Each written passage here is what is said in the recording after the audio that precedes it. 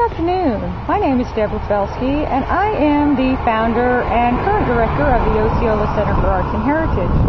Right now I'm standing in front of what we hope to be our future home.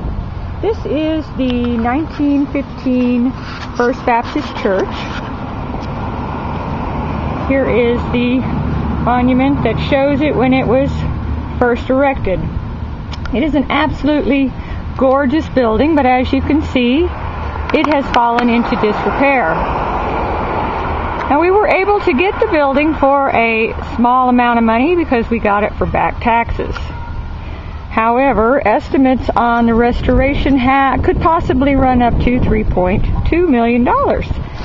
So as you can see, we're going to need a little bit of help. So I'm going to take you on a little tour of the facilities, let you know what our needs are, and perhaps one of you will know a corporation or an organization that might like to assist us in bringing this beautiful building back to life.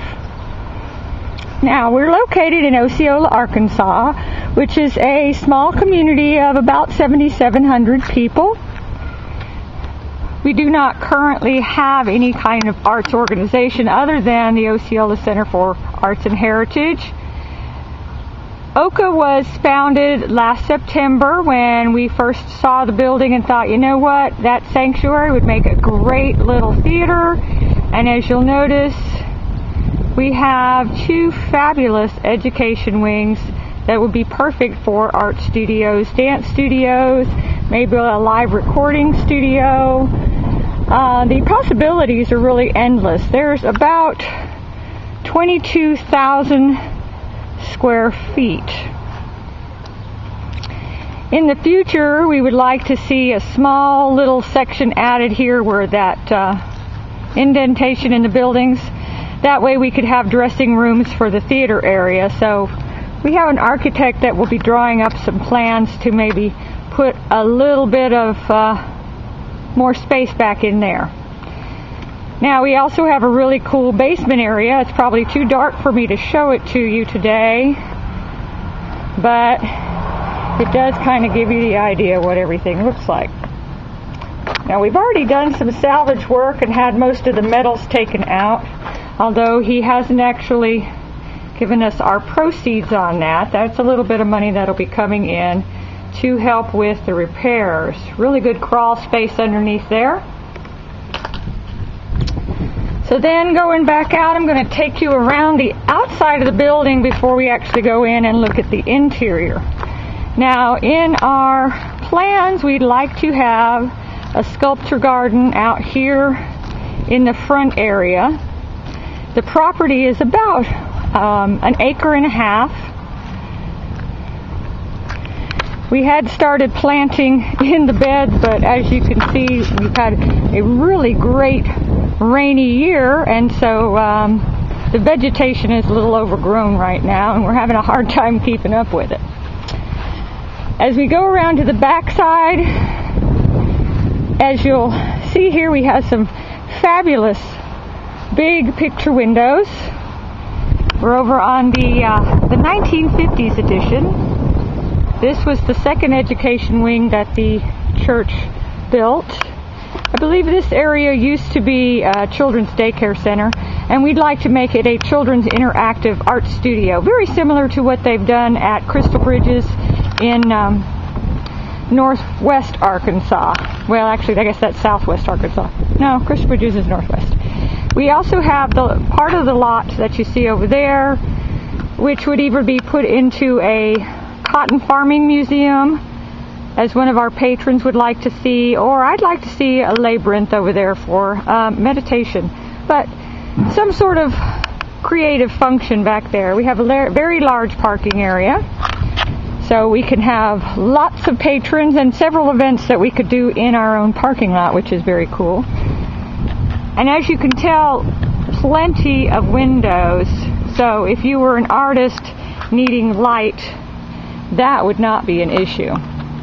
Now, the building with the red brick, that was a 1940s addition. And as you'll see when we go in there, it's got some really pretty hardwood floors. Now, we've had a lot of leakage with the roof, so of course there's some damage on those, but it's not as bad as you would have thought.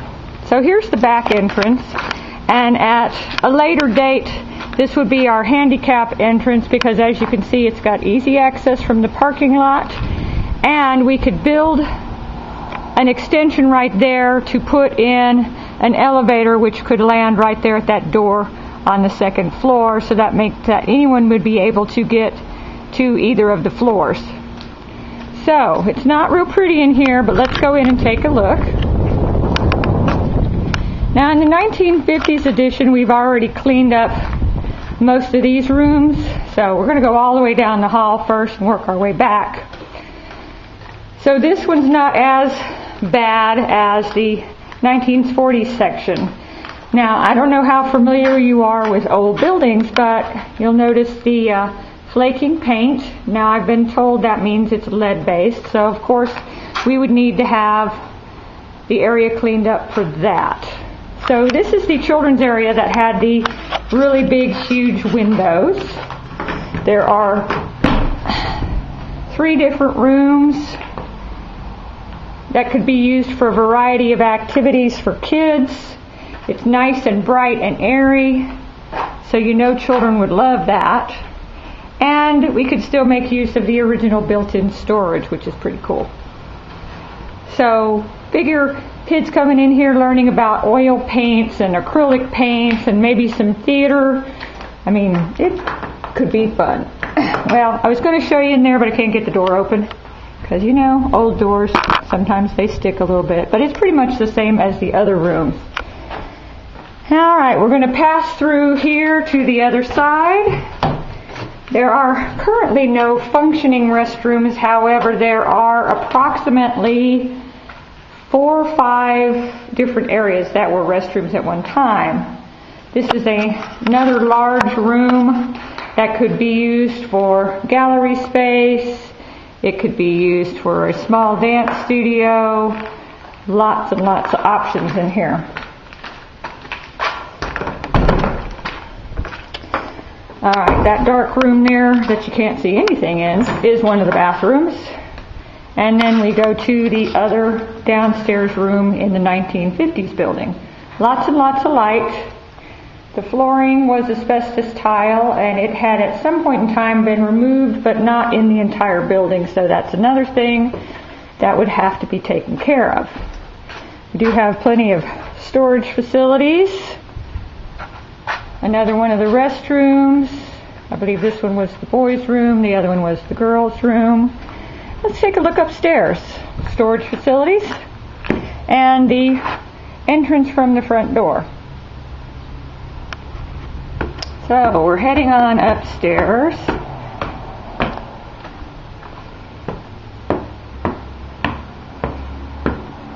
And beautiful view out into what will someday be the sculpture garden. And you get a better idea of what the roof line on the sanctuary looks like. And it is interesting that we have that dome there, because one of the most photographed buildings in Arkansas is the Osceola Courthouse, which has a very similar dome. Here we have another one of the rooms that can be used for art. At some point we would like to have a pottery studio and a glass studio, jewelry making, any type of arts. And the views from out all of the windows, plenty of light. And the nice thing is we're not too far from the Mississippi River, which Osceola does sit on the Mississippi River. Another restroom.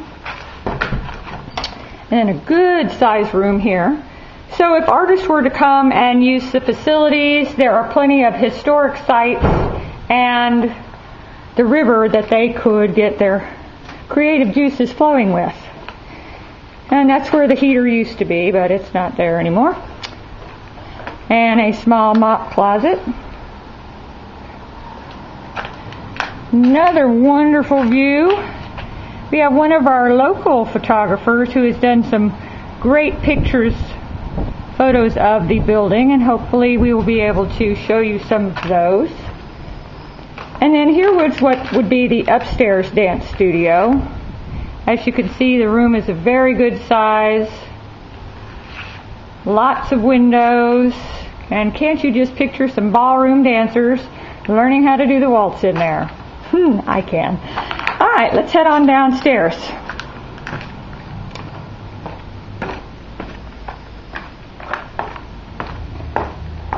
Okay, now I'm going to take you over to the 1940s edition, and it's not quite as clean as this one. And you might be thinking to yourself, wow, you call that clean? Well, you know, you didn't get to see it in the beginning. Alright, we're back at the front entrance. Pile of debris. And here is a bunch of debris that we took out of the sanctuary so far, and we're waiting on money for a dumpster so we can get that cleared out of here. And here's our lovely lawn tractor that died.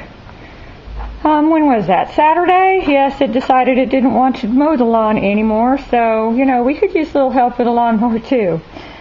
So on the downstairs in the 40s edition, you have plenty of room for gift shops or individual galleries. And we have windows that go into the hallway, which would be perfect. More storage facilities. A little dark in here, you can't quite see it.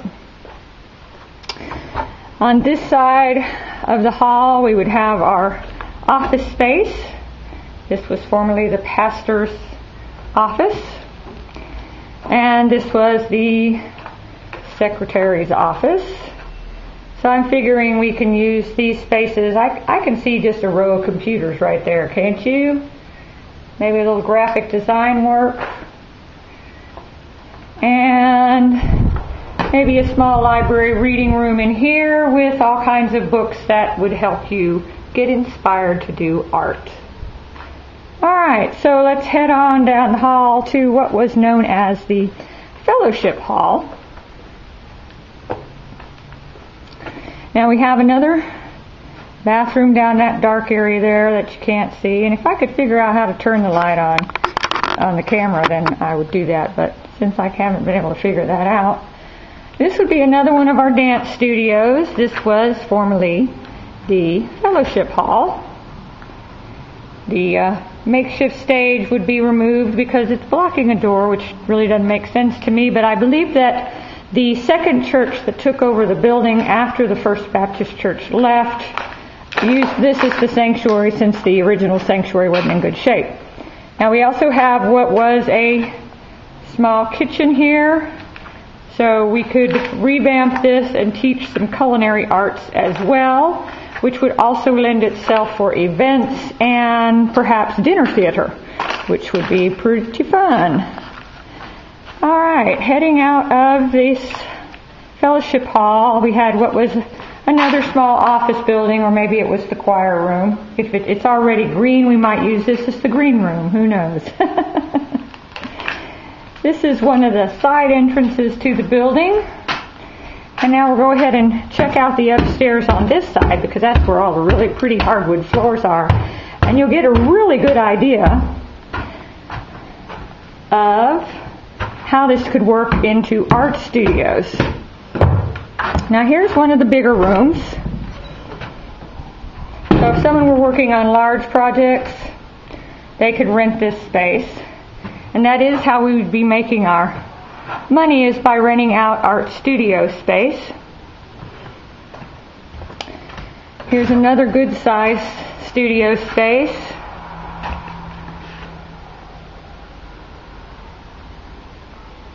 And this one leads into a large gallery area surrounded by smaller studios.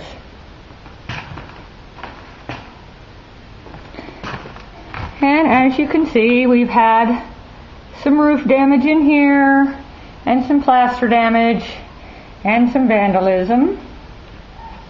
But it's still a real solid building, or else I wouldn't be walking around in here. So these are the smaller studio spaces. I don't really know if you can get the idea of the size of those.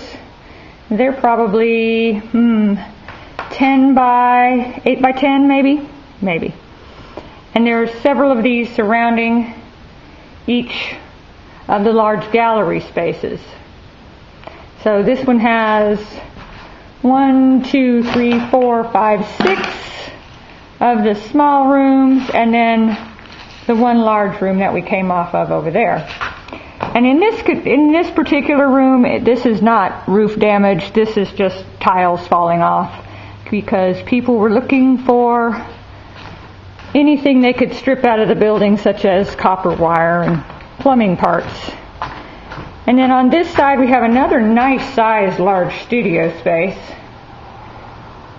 So if you were an artist that needed lots of space, and as you can see, here's the area where I was saying it would be nice to just join those two buildings and put in some dressing rooms for the future theater. Alright, now let's head on down the hall here. This just shows another large gallery space. This one's got 3 rooms that actually have good windows and 1 room that has no windows at all. So we'd probably have to redesign how that one worked. But as you can see, the hardwood floors are in pretty good shape because a lot of them were covered in carpet. So it wouldn't be that much to refinish the majority of them. Well, I say that and then I show you this one. This one needs a little more work because we do have some roof damage from that. I don't know if you can see it, but there's a pipe up there. That's how they redid the drain spout up there, and it just didn't work in either one of the buildings. They did that in both buildings. And then on this side, we've had a lot of damage to the floor from water coming in from the ceiling. And that's the room that has no windows, so I won't show you that. And let's just cut through where the heater used to be. That's not actually a wall. And we have some great rooms on this side with good lighting, nice floors.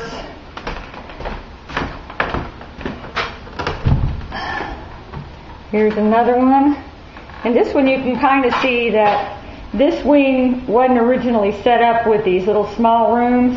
This was actually a really wide hallway, and they took down a wall and made these smaller rooms because this addition over here, mind you, they were looking for wires again there in the walls. This used to be just one wide open space to the hallway, and the wall that's damaged right here did not exist originally. And once again, you find that you've got 1, 2, 3, 4 small studio spaces on this side. Once again, with great lighting in each space. So if you were an artist and you just didn't have room at home to set up an easel, you could rent a room here, store all your supplies, and we'd also have space for you to actually show your works. Now we currently have a gallery downtown, the Hale Street Gallery, where we have, I believe, 5 artists on exhibit right now. And our arrangement with our artists is that we take 30% commission and they get 70%. We offer them the space, and that 30% commission goes to keep the gallery open. We are currently staffed totally by volunteers, so nobody is making any money off the venture. Here's where the elevator will be coming up. As you can see, we've had some roof damage here because there's no floor left. And that is the 1945 edition. So now for the big part. You know, everybody always wonders, gosh, Deb, what does the sanctuary look like? Well, we're about to find out. I do wish that we had been able to find some pictures of the interior. I have some folks who've had weddings that are looking to see if they can find some, because I've been told it was absolutely gorgeous. The building was listed on the National Registry of Historic Places until it was sold the last time. And the fellow that bought it particularly for salvage. So he sold off all of the stained glass windows. Now here's the back entrance. This is where the choir robes were hung. We've got floor damage and ceiling damage here. And then we look out into the sanctuary. This is where the pipe organ actually was. And here's some of the, I guess that was the wiring to the pipes. This board had all of that on it. And then here is how you got into the baptismal. Kind of cool. Now, when we make this into a theater, of course, all of that will go, but that does give us space underneath the stage to do what we might need to do for the stage. That's another area where the pipe organ was. And then here is where the door to the new addition would go, would be right here where this window is, and that would lead into a 2-story area that would have dressing rooms. And then here is the stage door entrance where all fans could stand outside and wait for autographs. And as you can see, we have a little problem with the floor there because the roof has some holes in it, and we've had a lot of rain this year. Alright, so let's go on out into the sanctuary.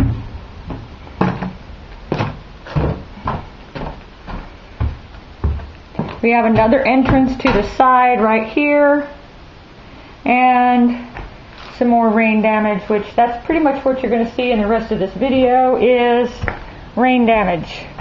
Now, vandals unfortunately thought it would be cool to bust out all of the remaining windows, so I believe in the whole building there is only one window that is intact. We have covered up a lot of them with acrylic panels that were donated by the city and Syro Avonic, yeah. They do acrylic panels, and they donated some to the city, which then came into our hands. Here is a lot of the debris that's been falling off of the roof. There is the hole in the floor that is caused by the gaping hole in the roof line. And then this is the main sanctuary. And the main reason that the church was, I won't say abandoned, but I can't think of a better word, abandoned by the original congregation, was because of this magnificent dome.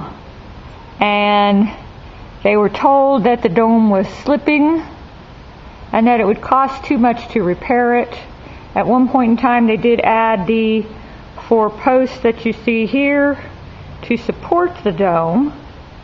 However, from looking at the roof line myself, I can see that the roof was actually pulling the dome down, not so much that the dome itself was falling. Now, originally the church would seat 350 people. And these 2 sections over here, these 2 wings, could expand so that you could seat, there's the other wing over there, so that you could seat 700. So as a venue for theater goers, we're going to go with seating of about 350 because we want everybody to be able to have a good view. There's the picture of where the pipe organ had the pipes and the baptismal, and then the actual pulpit area. Now we have just recently found that we also have termites, because hey, you might as well add those in there for fun. These are the 2 back wings. As you can see, we've had roof damage and floor damage on these 2. Both of these, well, there's actually 3 sections that had flat roofs, and all of those roofs have since deteriorated and fallen out. And I don't know if you can see because of the light shining in, but the reason the glass is broken is because there's bullet holes in it, and it's a shame that people think that that's a fun thing to do to old properties. Here's the front entrance to the church. So as you were coming in either one of these 2 doors, that would have been the view. Now I've been told it had some beautiful lattice work, beaver wood lattice panels that were over the pipe organ area. And I know that there had been more woodwork over there above the extensions. Once again, you can see the major roof damage, which has caused the wall to deteriorate as well.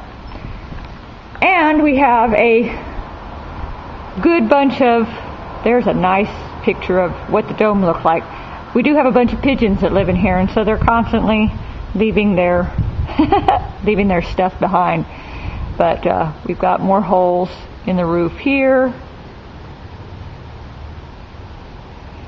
And I don't know if I ever finished talking about the stained glass windows, so let's get back to that for a minute. The windows actually were hinged, which is really cool, because back in 1915 you wouldn't have had air conditioning, so each of the stained glass panels that went in these smaller windows was hinged to open up. And they're more art glass windows, they're not stained glass windows. So a local person did purchase all of those. They are in storage, and he'd be more than happy to sell them back to us whenever we get everything back together. But as you can see, anywhere where there was no roof, there is no longer a floor. So all of that would need to be done. In the big scheme of things, I could picture this little area, either one of these little areas, as the ticket booth and perhaps a refreshment center for intermission. So you'd have a ticket booth on one side, and then you could use the other side over there as refreshments.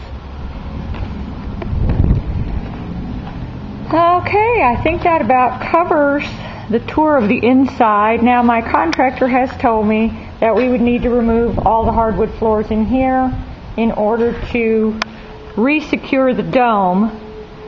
The plan is to get a steel beam that goes from this side all the way across so that we won't need the pillars anymore. We can go back to the original.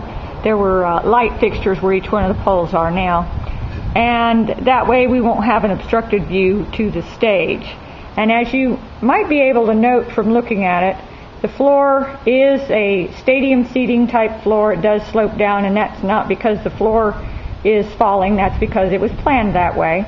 So it does slope down, so you have the higher seating in the back and the lower seating in the front.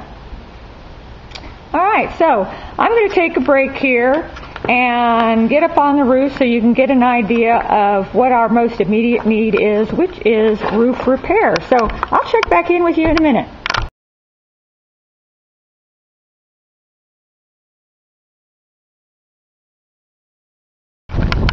Hey, Deb here up on the roof now. Now, as you can see, the 1940s edition roof doesn't look too bad. We just need to redo some of the pebbles and tar over on that side because that's where all the leakage is. And the 1950s roof doesn't look too bad, so that's a good thing. And there's the roof from the breezeway, which obviously needs a lot of work. Great view from up here. Let's see if we can get this in the picture. The two domes, if you look off into the distance there, you'll see the courthouse dome, and then our lovely dome. And as you can tell from looking at the dome, the roof is sinking in towards the dome, which is a big major problem for us. We do need to get all the tiles off of there and save those for later, and then redo the whole entire structure. And there's one of the flat top roofs. That's to the backstage door. As you can see, here's where we are. Is at the backstage door. And just recently, in the last 2 weeks, we lost the north roof. It finally collapsed under all of the pressure. So let's get over there and take a look and see how bad that really is. Here's the roof over the entranceway. You can see kind of in the corner. That's where it goes off into the gutter, and although I've cleaned that out a couple of times, it still keeps clogging up, which is what causes all the damage, is these gutters don't stay clear. So here we are up on the roof at the dome.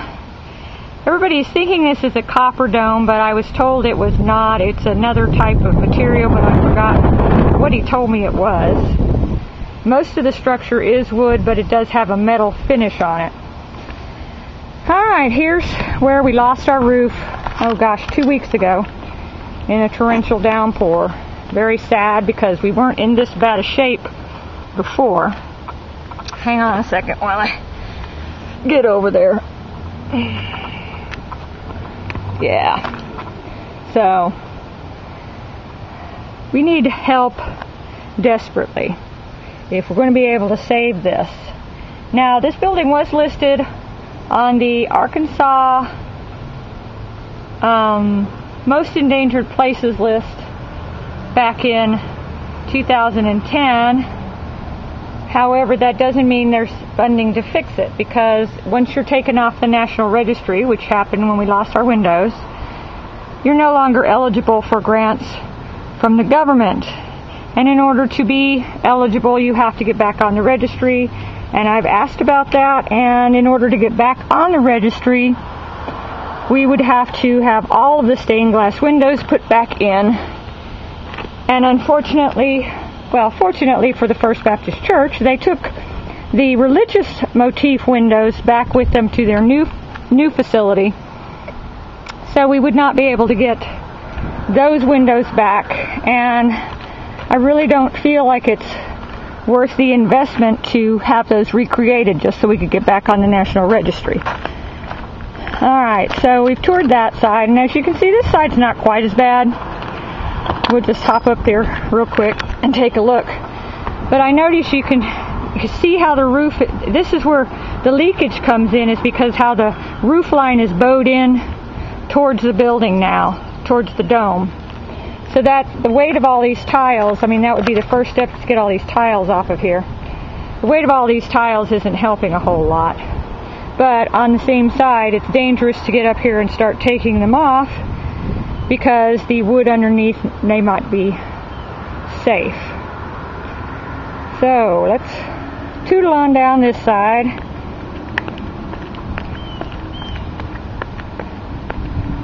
Great view of everything from up here. We're just going to wander over. There's that little roof and how it needs help, and you can kind of see how this one is sloping down now. I do try to avoid walking on the actual roof, because you just never know when it might decide to go. Now, all of these gutters have been cleaned out, but it wasn't done quick enough, I don't think. And then we've got some issues with, we've had trees. There's this great tree. Well, you can see kind of the root. We've tried killing it. There's these great trees called empress trees, and they're beautiful when they're in bloom, but not when they're blooming on your roof. So, alright, up over the other side. We're not going to go too much further.